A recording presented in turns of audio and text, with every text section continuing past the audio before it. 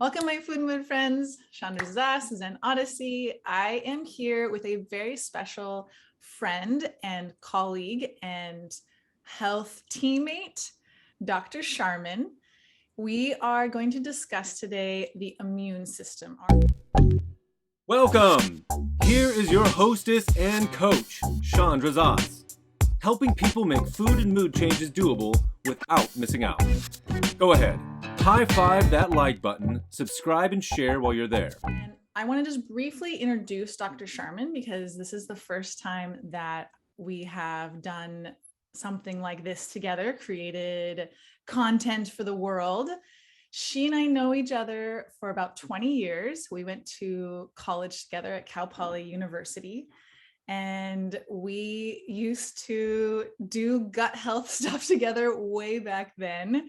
We were both really into figuring out our health and feeling good. And so we really had a lot of bonding over many things, including jumping in the ocean and English accents, but we also really loved eating really good food together.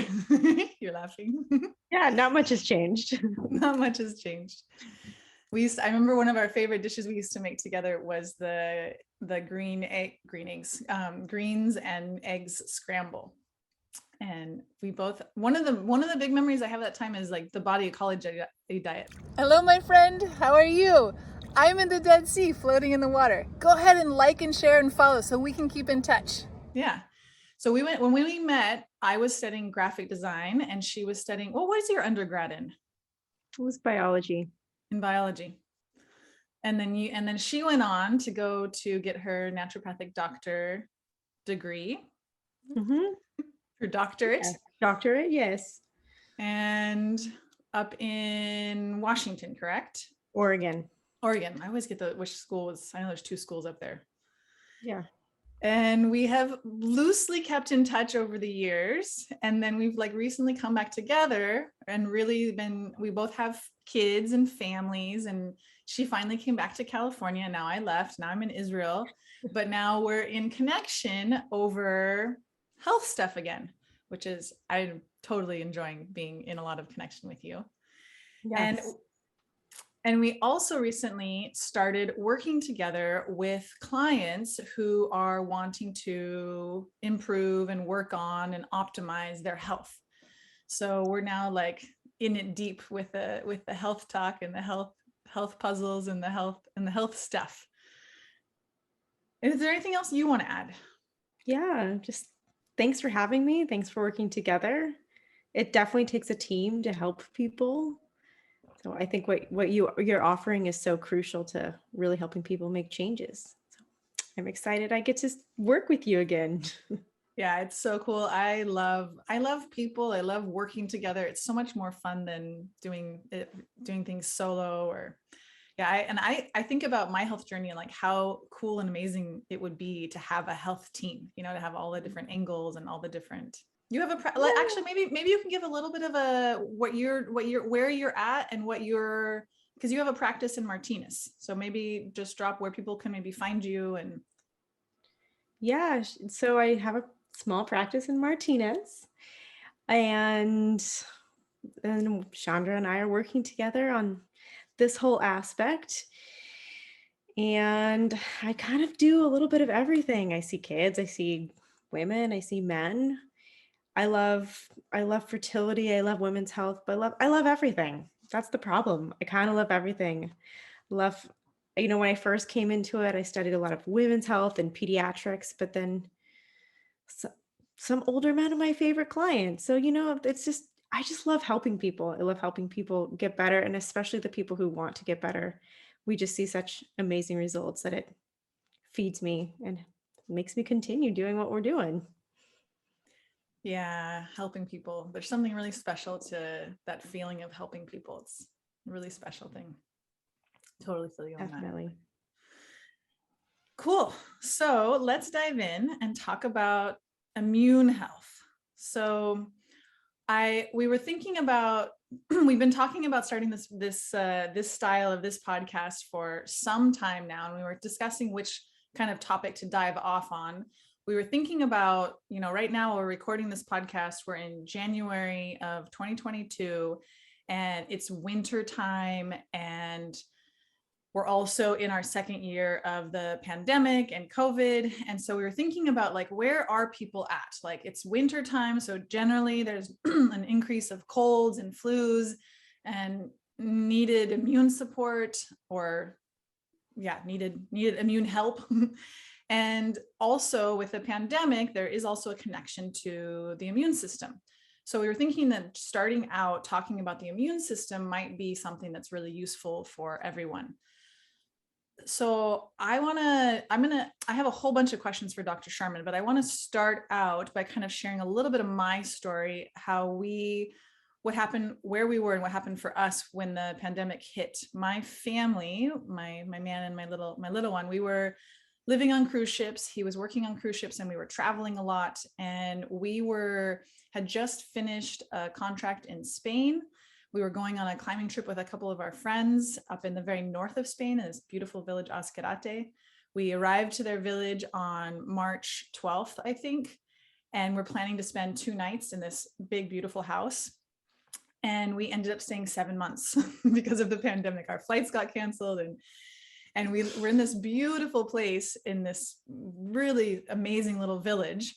But nonetheless, the first few months were like nerve-wracking, all of the unknowns and what was the pandemic, like what was going on. And for us, for my partner and I, because we are so health oriented and food oriented, what we like, the kind of the basics that we took away was that the best thing that we could do that was in our power was take care of our immune system and really do whatever we could lifestyle wise to boost up on our immune system. So that meant for us, like eating really, really clean, eating vegetables, garlic, onions, and really limiting the sugar, flour. I will have to say that in the village that we were staying in, it was like known for this cider. So they had this like apple cider, but it's beer. It's beer apple cider. I mean, it's beer from Alcoholic apple cider. Yeah, totally alcoholic. So we were having like a little bit, but it was like, it just felt like it was like the place. And I don't know, we're definitely not over drinking, but we were having a little bit of alcohol, a little bit of sugar. Like we weren't like, super pure. And the other thing we were really doing was exercising a lot. We were like really, and luckily for us, we like lived next to this mountain. And so we were just spending tons of time like hiking and not climbing. Climbing was actually, we're rock climbers, but Spain actually, you couldn't climb. Actually, you weren't even supposed to be hiking outside. We were kind of breaking the rules. We didn't know that until later. Spain was very serious about their lockdown. Very, very, there was people out in the woods patrolling. If you were out hiking, we found out later that they were giving tickets for being in the woods. It was really crazy, but we were hiking. We didn't know it, but we were not climbing because we knew climbing wasn't allowed. And my partner was actually getting really into trail running. He got in crazy shape. We've actually both, because of the pandemic, we both kind of upped our health game a little bit. So those were the things that that was kind of like our reaction to the pandemic and figuring out what was in our power. Because I think, for me now at this point, looking back, I look at like the stress that everybody is in, like because of the pandemic. I think there's different ranges of stress levels. Different people are affected in different ways. I think parents and families are probably, especially little ones, are probably the most, it's like the hardest. All the people who don't go to work and now everyone's working in their home and have the kids home. And like, it's just been like stressful. There's a lot of, and then all of the uncertainty and the fear and so the whole emotional component is like a whole nother piece of it. So before I kind of get into the questions, what you want to share a little bit of your story? What happened for you in the beginning of the pandemic? Like what, just to give us.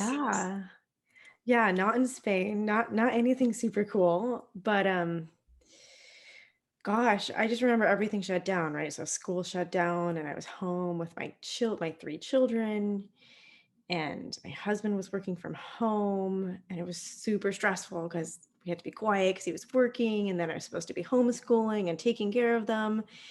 And I have to say, at first, I probably went on the other way and ate too much sugar and probably used too much bribery for my kids with sugar. But it was also spring, like it was really warm here that year. It was like springtime. We were outside. And it wasn't really here yet. I didn't feel it like I do now. But absolutely, I remember just talking to people and hearing so much fear and just being like, just give up sugar, like come into your power, just give up sugar and be outside. And, when we talk about all this stress, I know we're going to go into it, but like life is a balancing act, right? So it's like, do I eat that tiny bit of sugar or do I drink that cider because it helps my stress levels, which also depletes my immunity just like sugar does? It's like, so it's this like, it's finding that puzzle and doing what works for you. But let's see, so I'm getting distracted, but yeah, life was crazy at first, totally crazy. I definitely drank too much alcohol at first and it helped with the stress. But then I feel like I really got our family's act together, and not eating dairy as well is really big for my family when it comes to cold and flu season, and absolutely sugar. And I feel like dairy and sugar are some of those things where you just kind of get in these bad habit patterns and they're easy and they're your go-tos, and then getting out of that and then you kind of forget, and that's your new normal.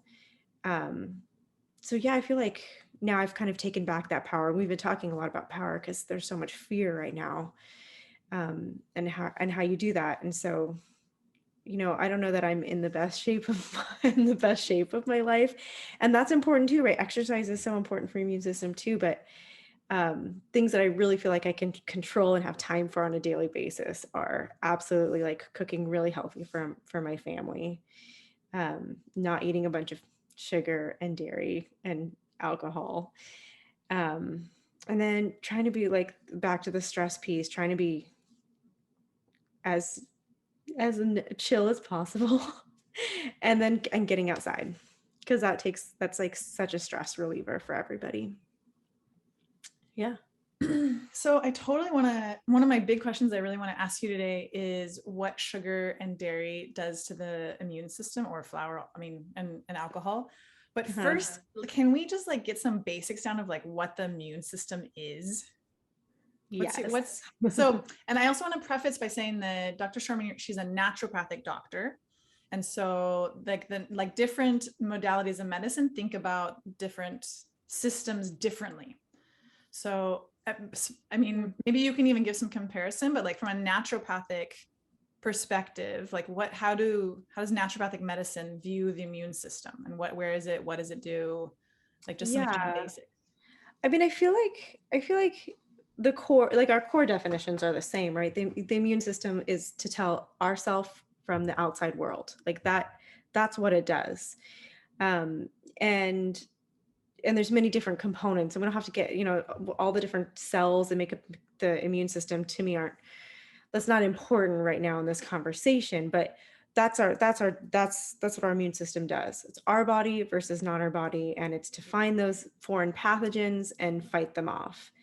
Where I think our definition like changes is how we kind of look at how the body does that. And so I feel like the naturopathic perspective goes back to something called the terrain theory. And it's it's a theory that's, if we take care of your body and you take care of your terrain, which is providing appropriate nutrients and exercise and sunlight and a stress-free environment, you have an inhospitable terrain. So it's like a desert to microbes, to foreign invaders, right? They can't flourish in your body. And so everything, when we look at the holistic picture, is trying to create this very healthy terrain for our bodies and very inhospitable terrain to pathogens. So again, like I think of it like you want your body to be like a desert versus like this tropical jungle full of moisture and nutrients for the pathogens to eat. Right. Exactly. So I like that theory. I think kind of really helps people understand. And then of course, right, our immune system. Really cool image. Yeah. And then our immune system, right, is like 70% in our gut. Right. And so that's again where we like, that's where you and I just come right on head to head, right? Yeah. Right. Yeah. The gut. Yeah. Yeah, from what I understand about so how I understand the immune system is that it's like our defense system. It's like what helps us stay, like, fight when foreign invaders like colds or flus or whatever comes into our body. It's like what kind of helps us fight and get those things out of our body so that we don't die, yes, essentially. Right. We don't let them take over. So it's like that, it's like our defense system. And so from what I understand, like it's in our lymph system, part of our immune system, or our immune system and lymph system work together. And then a big portion of our, so how does it work, like that the immune system is in our gut? Like how does that, like, how does that Right. work? Because there's like a bunch of lymph in our gut. And the Okay. lymph system is like primarily where it's at. So it's called the GALT, but I'm going to forget all of what that stands for. But yes, the lymph system is hugely important, and it interacts with our gut. And then our gut has like all of our microbes in it too, right? Which are important part for our immune Also system. part of our, Yes. so like Yeah. how does eating, like, so maybe this is a good moment to jump in. So how do, like, if you're eating like, vegetables and garlic, like let's say, because garlic's like one of the best things we can eat for our immune system, right? Mhm. So, or a ginger, let's put in like, what are the like superfoods for immune system? Garlic, ginger, onions are also like really, and then vegetables. Would you say those are like some of the best foods you can eat for your immune system? Yeah. I mean, really, I feel like it's like eating a little bit of everything, right? It's like eating the rainbow is important. Eating all of those potent foods, yes, are really important. Vegetables, fruits, proteins, grains, whatever let's say, put them in that category. Yeah, but then also like colors, Yeah, right? for sure. Like, so the rainbow, like the colors are so important because they have so many different like nutrients. And then like with the more like potent vegetables, right? Or like garlic and onion, you're saying, right? Those have like really rich in sulfur and all these other nutrients that are really important for our body. And also they have like anti-inflammatories too, right? Like Anti-inflammatories. And then like the cool thing with like talking about eating the rainbow is that all these different plants use colors to like as a defense system. And so then getting all those different little nutrients are really important because it helps with our defense system as well. Okay, so we're like taking the defense. I like that, the colors of the defense system from the plants and then putting them in our body. Yeah, and it's like, it's not, of course, nothing's like that simple, but actually like some of that is actually like a little bit of stressors on our bodies too, and then like we come back with like being stronger because we have some of these little different stressors. So it's, I don't know, it's a big, That's something I've been learning a lot about. I really want to talk to you about, maybe in another podcast. cool. So if we have like, let's say the healthy foods, the colors, the anti-inflammatory foods, and then we have the like sugar, flour, alcohol. So what's the difference of these different foods in our gut that affect our immune system? Like, how does that work? I mean, I feel like a lot of it boils down to sugar, right? Because like flour really acts like sugar in our body. Alcohol is extra sugar in our body. And there's like some studies out there that are really quite old and have been around for a long time that show that our body, like our immune systems our cells are supposed to phagocytose. I'm gonna say it all wrong. I never say it out loud, but it's supposed to like encompass and like eat the bad guys, right? So those cells actually like cannot do that when we have excess sugar in our body. Like they can't do that. It decreases by like 50%, up to like 5 hours after you consume sugar. Like that's astounding to me. It really just like dampens our physical ability of our cells to respond. So you have this very slow response. So it's more time for them to take over and like be part of that terrain. Does that make sense? Oh, cool. I've never heard it described that way. I mean, I've always known that like that it was bad for our immune system, that hindered it, but I didn't know that, like, that's a really cool image, that it's like hinders the cells like doing their job. They're like slow and sluggish and they can't. Yeah, they're like couch potatoes. Wow. Okay. Right? So it like literally like kind of disarms our immune system. Absolutely. Yes. It makes us, yes, very, very slow to respond. And then like, so there's that aspect, but then there's also like the nutrient aspect, right? We need all these different nutrients to have a strong immune response. So like vitamin A and selenium and blah, blah, blah. And so like, if we're not even eating those or like getting those, or we can't digest them, then we can't have like a speedy, appropriate immune response as well. Right. Yeah. So it's like, this is like the thing I always see with food is like, it's double edged. It's like one, if you're eating the sugar, flour, and alcohol, you're like lowering your immune system. And then you're also not getting the nutrients. So it's almost like a double sword. It's like, because often Yes. we're choosing the, the scone or the croissant or whatever over the green veggies and eggs, like that's, so it's like a double whammy essentially. It is. It is. And then like, then you can go down the triple whammy like avenue, right? Where you're like, well, then that affects your brain and your mood and like your stress levels. And then, stress is equally disarming to your immune system, especially chronic stress. Like actually, I think the pandemic is almost in its third year, which is crazy, right? So like this chronic stress we're under, like if you read the news every night, then you're under chronic stress, right? If you have children, you have chronic stress, like job, right? I mean, everyone's under such chronic stress. And that, I was like looking at studies, and there's studies on people in med school and how their their innate immune response is dampened under that chronic stress. And you can extrapolate that to everything we're going under, everything we've been through. And that's really scary to think about too. Yeah, yeah, I have been it's something that I keep coming back to with like a really heavy heart.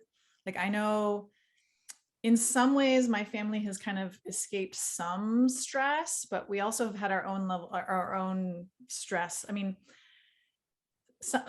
everyone has like a slightly different story, but in the end, like I think everybody has like some level of increased stress, and it's somewhat chronic. It's like the situation, these ideas and thoughts and like the news, like what we keep exposing our brains to, and even our emotional bodies. It's like, it's heavy. There's a chronic stress piece to it. And it's,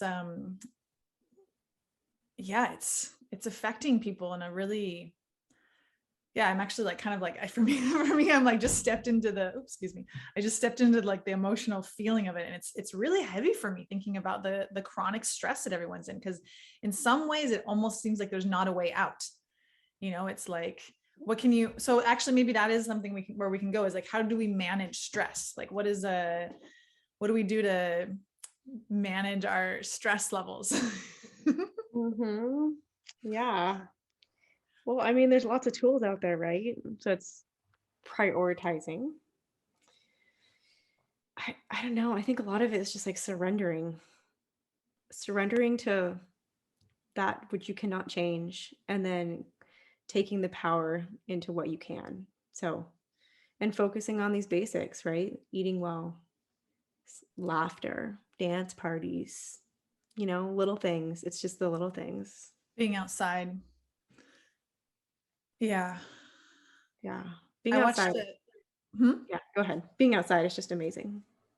Yeah. And even as simple as breathing, like intentionally taking deep breaths, like actually has like a big effect on our parasympathetic nervous system of like signaling it to relax and de-stress. Yeah. I think, it's, in my coaching program, it's actually what we work on a lot the first couple months, is like really looking at like where, like what exactly what you said, actually, what we can control, like we have these life stressors, like we can put, we have COVID, or we have job loss, we have kids at home.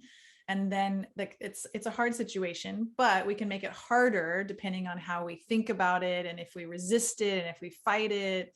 And actually, I love what you said, like surrendering is like one of the key parts to lowering stress, is like, how do we just breathe into this, accept reality, and figure out how to make the most of it.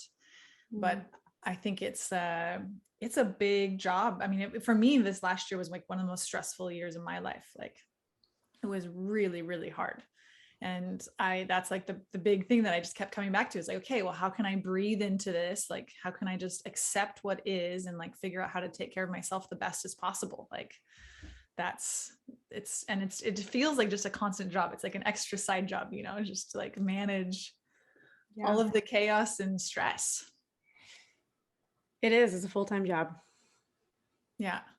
I find that for me, one of the best things I do is like go spend time outside. Like I feel like that for stress, like being outside, walking, breathing fresh air in the sunshine, even laying on the ground. I feel like I've gotten into this like ground therapy. This like just being on the ground, like whether it's where right now we're living near the beach.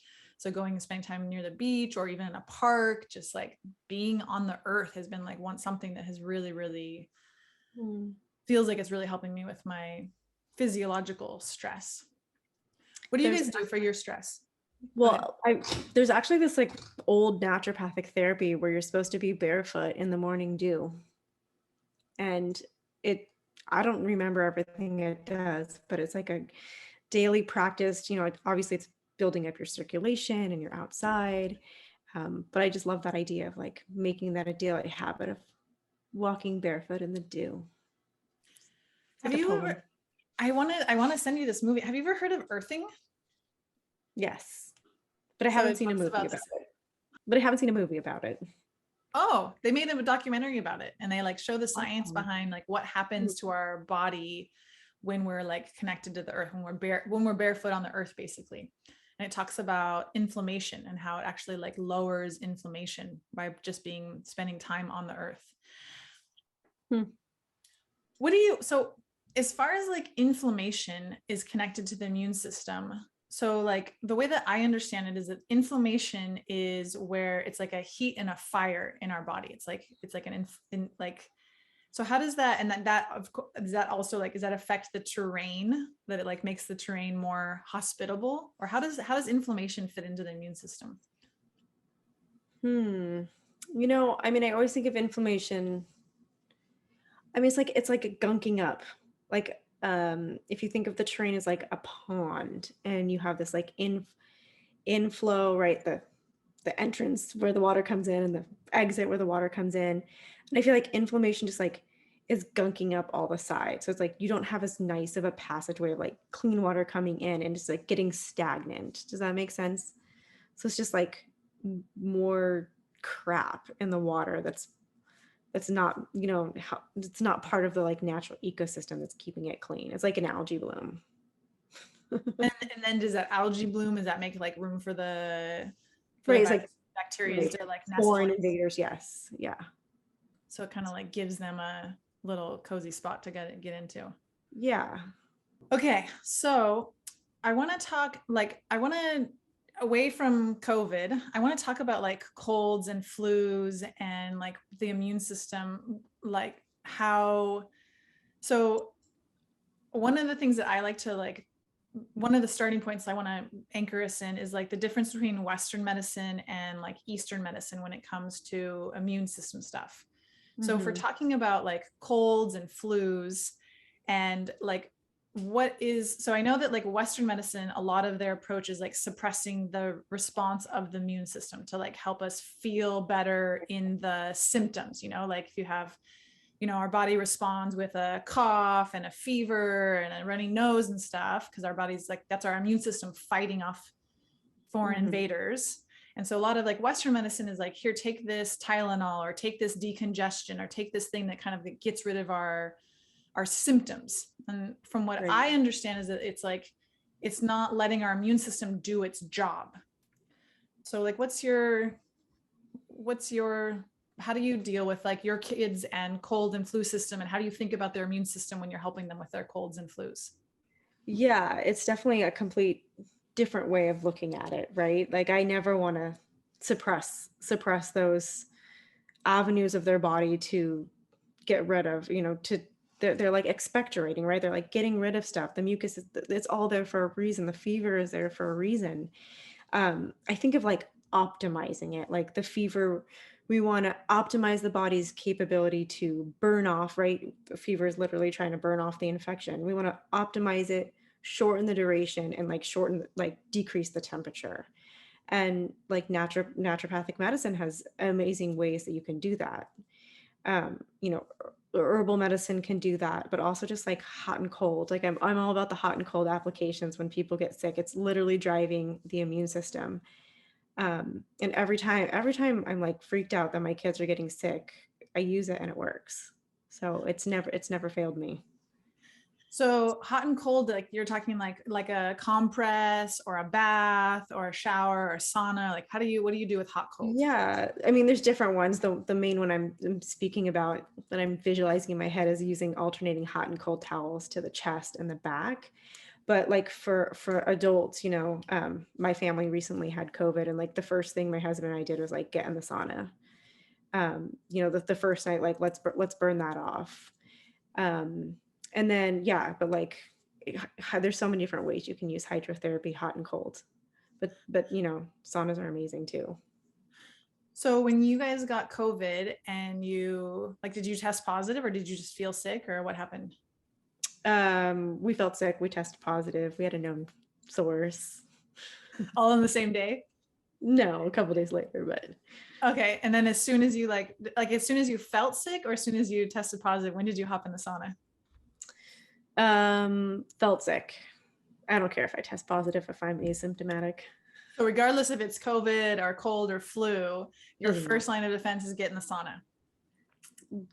Well, first line of defense is get in the sauna. I think is a great thing. Also, like cleaning up your diet right away. Absolutely no dairy. Absolutely no sugar.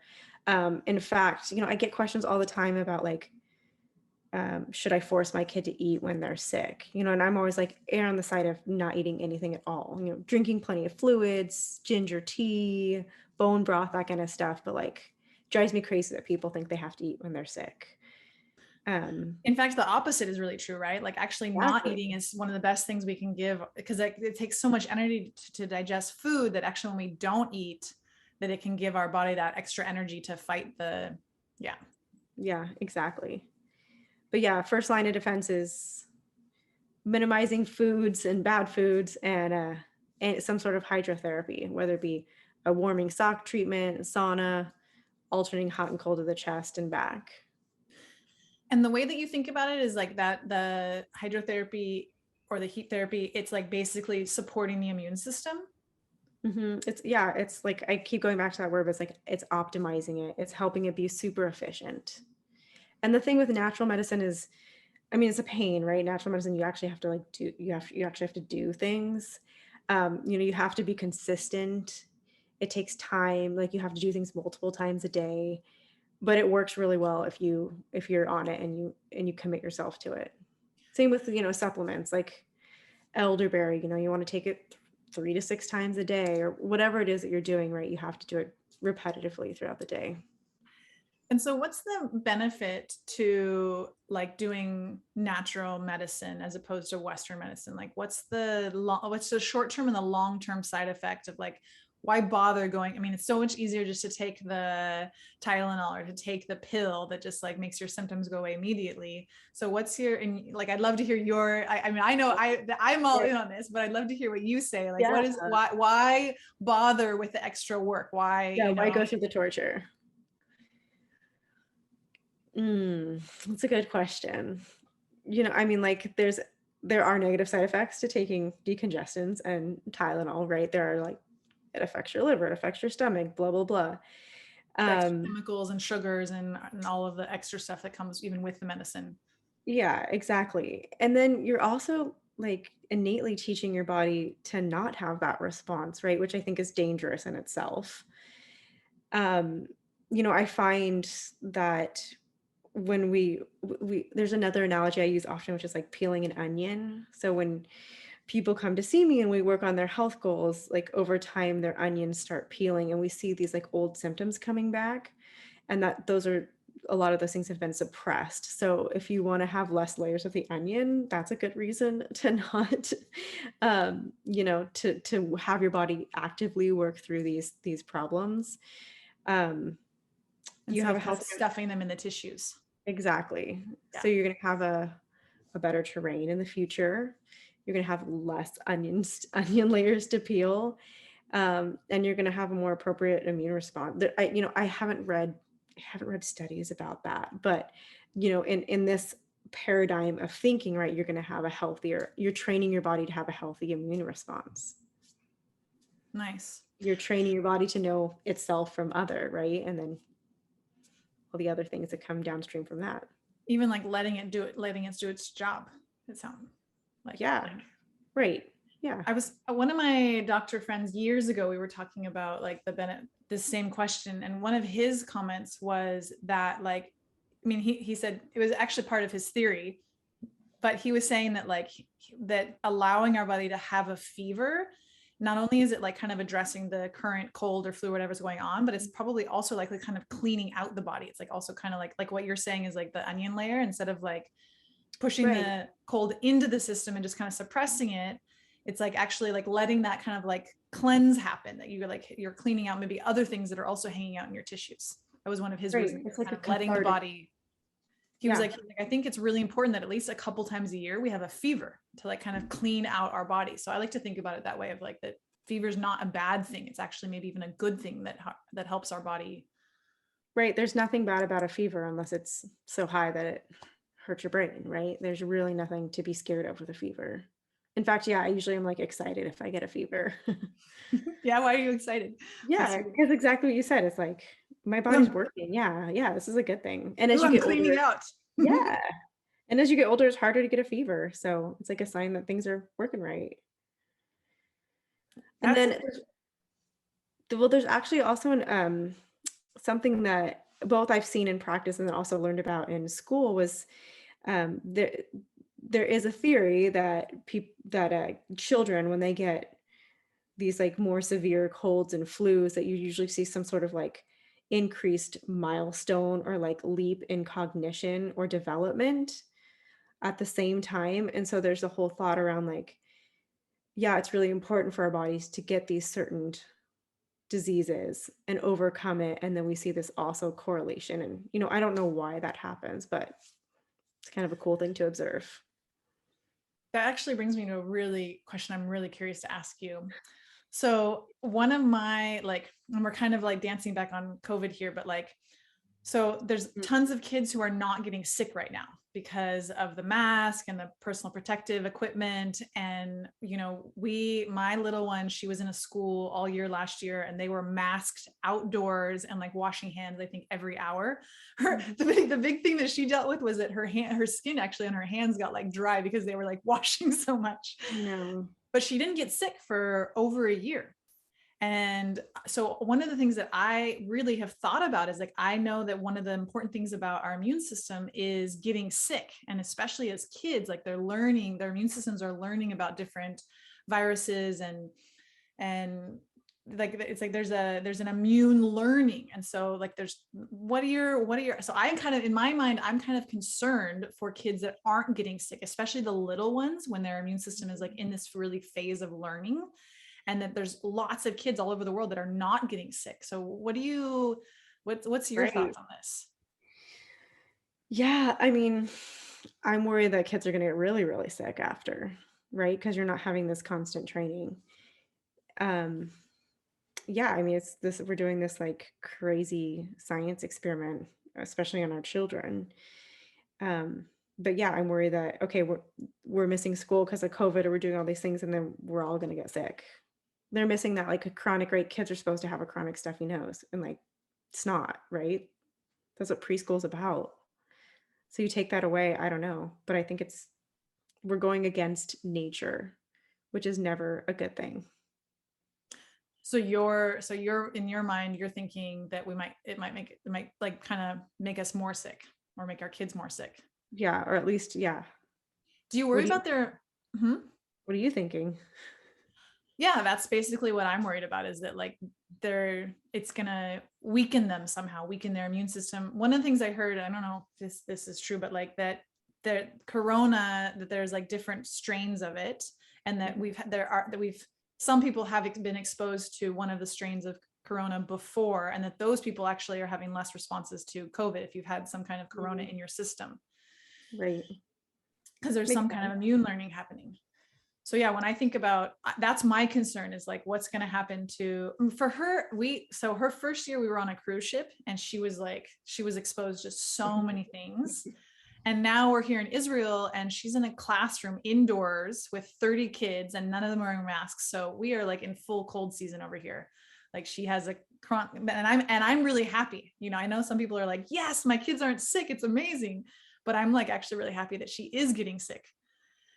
Right. Because I for me, I think about like her immune system is learning. Right. Yeah, it'll be interesting to see if we have like an increase in hospitalizations after COVID from all these other illnesses, especially in kids. Yeah. Because that's potentially the thing that could Well, be and like then like as adults, we're not getting sick too. Like our kids getting sick is retrain. That's our booster for all sorts of things. So it's going to be really interesting. yeah. And then, sorry, so you were talking about the immune system, and I never fully answered like what the immune system does. And there's like the other piece too, which is like the memory. So I describe it to my kids as like we also have a library, you know, in our immune system of all the bad guys that we've encountered, but we need reminders to keep that library like up to date. Mm, And so like as grown-ups, or like we're not getting those reminders. mm. So you're also thinking And about so, the effects of the big people. yeah. Wow. Yeah. And then like you go back, and then the hand washing, right? The chronic hand washing and the sanitizing, and like what is that doing, and what is that putting in our systems? Affecting And my then like people touching receipts after they hand sanitize is like a huge pet peeve of mine, because it actually like makes you more prone to getting like the toxins of the receipt into your body. And receipts are really high in BPA. And yeah. So there's just so because many, the sanitizer like kind of like disrupts the microbiome, right? yeah. And then you're touching something and you're like absorbing. I don't know if everybody thinks about it this way, but we definitely think about it. Like our Yeah. skin is like this incredible organ that absorbs a tremendous amount what we touch, what we put on our skin, what we bathe in, products we use. So the receipts, so like you're like opening up your microbiome when you sanitize, and then you're taking in those things through. Yeah. Wow. Yeah. So just try not to go down that rabbit hole right now. Yeah. I was just thinking about the learning of the immune system, because also when we have kids, our kids also take some amount of learning from the mother, and like the colds and flus the mother has had in their life, correct? Like At least at some first. degree. Yeah. Mm-hmm. Yeah. I there's a part of me that like wants to fast forward 50 or 100 years and like see what science like really discovers and figures out, because I feel like in so many, like the microbiome and the immune system, like there's still so much to like be discovered and to know, and to like, do you ever think about it that way? I think about like, I'm scared. I'm scared of the future right now. I don't want to go ahead. yeah. What are you scared of? What's the Just worst? just seems real apocalyptic. I don't know. We're gonna kill like will my children even have a hospitable world with colors in it and heartbeats? Something lovely like that is where I go. Yeah, worst case scenario. Yeah. Or one of the worst case scenarios. Yeah. We've been watching a lot of apocalyptic movies lately. It's horrible. Yeah. So let's get back to the colds and the flus. Like if we're going to give like, I mean, depending on where you are in the world, when you're listening to this, probably if there's a lot of places who are not getting colds and flus because of the not lack of exposure. So one of the first things that people can do for COVID is take care of the immune system.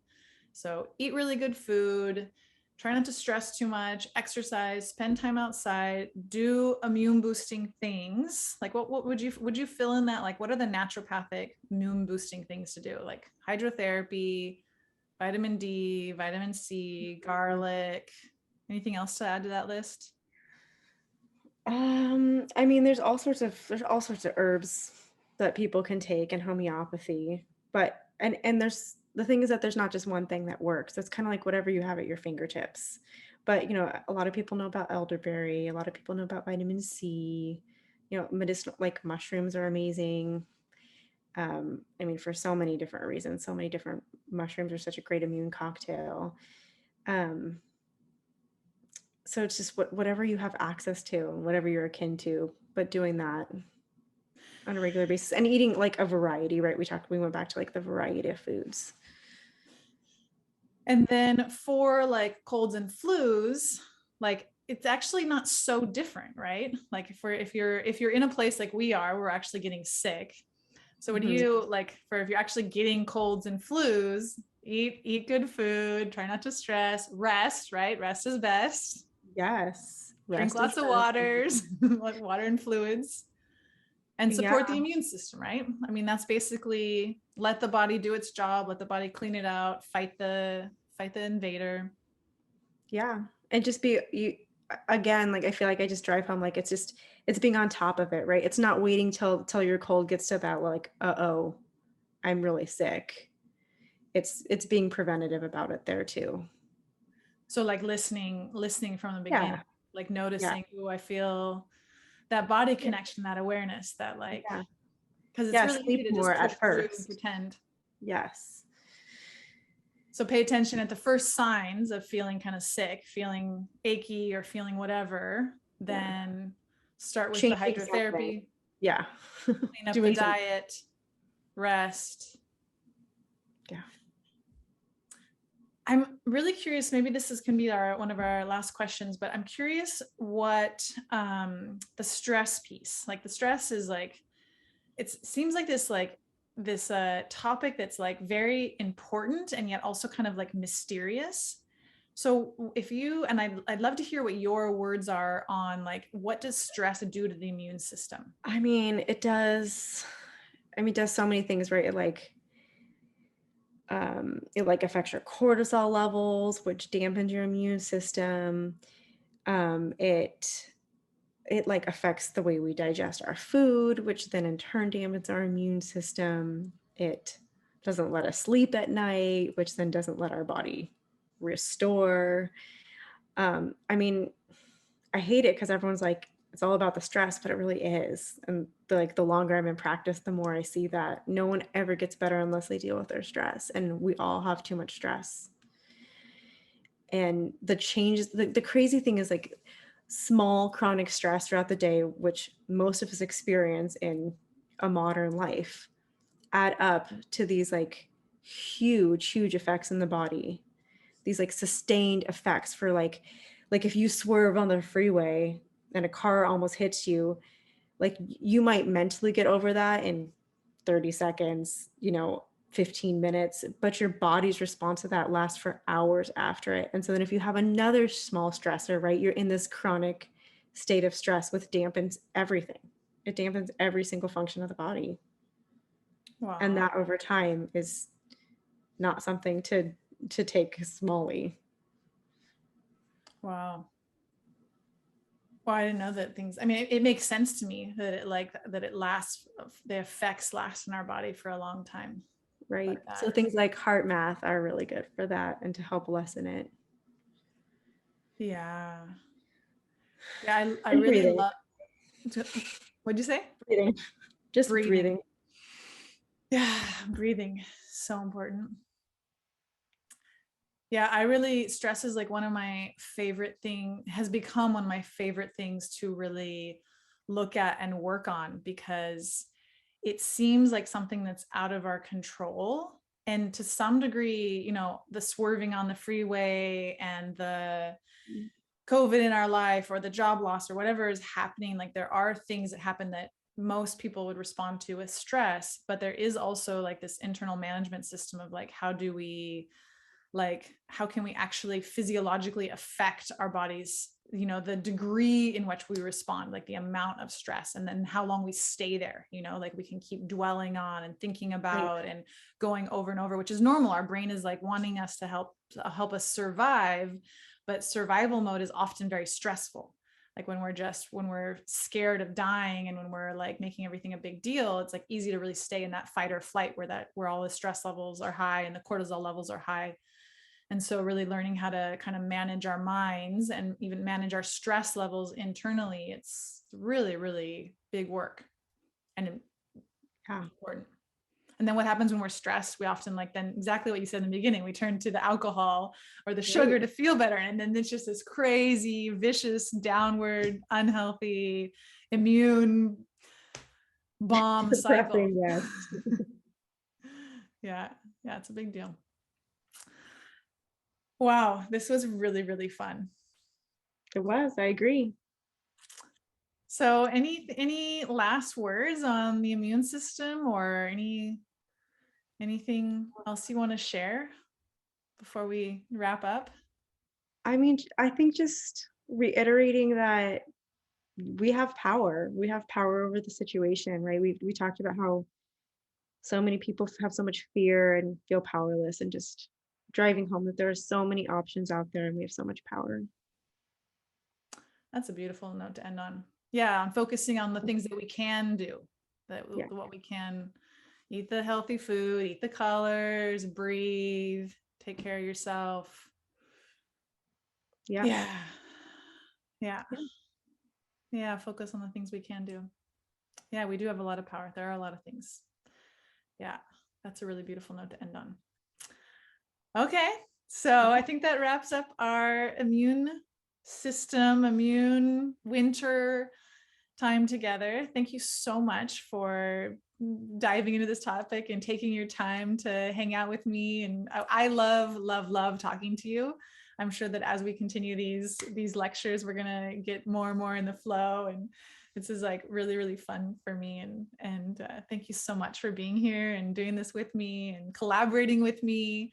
For those of you who don't know, we are collaborating in a coaching program, coaching health. I'm actually still kind of struggling with the exact words on how to, but it's a food and mood up-level coaching, optimizing, naturopathic doctor integrated program where we help people who are like wanting to take their, sometimes people come with like serious symptoms, sometimes people just want to work on up-leveling their health, but we help people integrate all of the diet, the stress, the treatments and the supplements, the ways that we can actually really support the body. That's really Dr. Sharman's, like, I help with the stress levels and the food basics, and then Dr. Sharman helps really kind of bring in the ways and the places that we can help like support the body's system in flourishing and helping itself. So we're teaming up, we're working with people who want to feel better, and it's so fun to collaborate with you and to like, I know I always wanted, like, in the end, I figured out my own puzzle with my health and I used a lot of different people, but to actually like have a health team, a team that's like communicating between each other and like working together and solving the puzzle. And it's so fun to be doing this with you. So thank you so much for doing this with me, all of it, for helping people and for doing the podcast, and for, it's so fun. So, and yeah. It is. Thank you, Chandra. My pleasure, Dr. Sharman. All right. Well, I'll see you guys next time. We'll be doing more of these, and yeah, bye for now.